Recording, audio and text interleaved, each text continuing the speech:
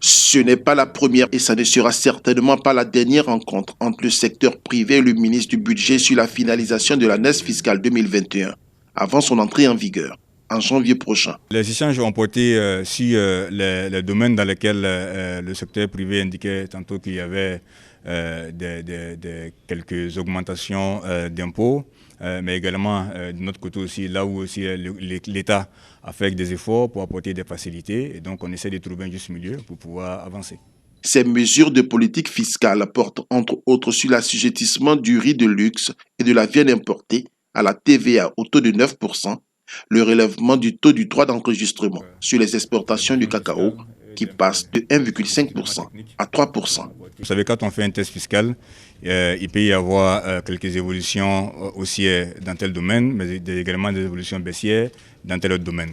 Et donc on essaye de faire un savant équilibre pour faire en sorte donc que aussi bien l'État que le secteur privé puissent continuer de travailler avec la plus grande sérénité. Il y a lieu de rappeler que depuis 2011, l'État a aménagé d'importantes mesures de soutien aux entreprises. 70% des mesures de politique fiscale sont constituées de dispositions de soutien au secteur privé. Le coût fiscal de ces mesures traduites dans les différentes annexes fiscales est évalué à plus de 50 milliards de francs CFA par an, soit environ 500 milliards depuis 2011.